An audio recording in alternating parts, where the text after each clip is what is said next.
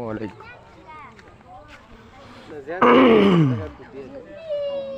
একটি আম গাছে 5টি ফল হয়েছে। এখন আম গাছটা হলো টক, মাটিটা মিষ্টি, অবশ্যই ফলটা টক হবে, মিষ্টি হবে না।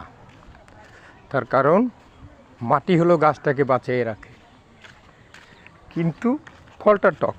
যেমন আসুন, আমি এখন যাচ্ছি, একটা বড়ই গাছ দেখে মনে পড়ে গেল যে কিছু বড়ই খুব মিষ্টি, কিছু বড়ই খুব টক। তার কারণ বড়ই গাছ যেহেতু, আমার দাদার একটা গাছ ছিল, প্রচুর পরিমাণ টক ফলটা ছিল।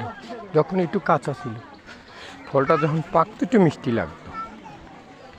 কিন্তু এখানে বায়ুতে আমরা মাটিকে দূষী হবে, তার কারণ গাছ ভালো হলে ফল এমনিই ভালো হয়।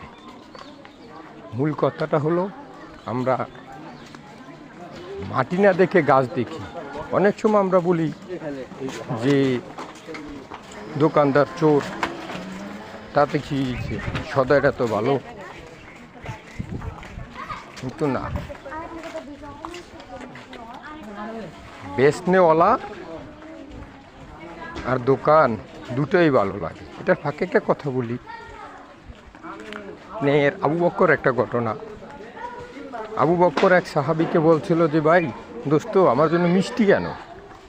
সে মিষ্টি আনতে গেছে, মিষ্টিটা খাইছে, কিন্তু মিষ্টিটা ভালো জিনিস, কখনোই খারাপ না। কিন্তু মিষ্টিটা হলো এক ইহুদির দোকানের মিষ্টি। যদি ভাই দোস্ত তাই হয়, তাহলে আমরা ভাবি বা বুঝি যে ওই মিষ্টিটা যদি এক ইহুদির দোকানের মিষ্টি হয়, ওই মিষ্টিটা খাওয়ার পরে, জানার পরে সে মুখে আঙ্গুল দিয়ে রক্ত বমি করছে। ভাই দোস্ত, কত বড় একটা দামি কথা, কিন্তু আমরা এটা বুঝি না।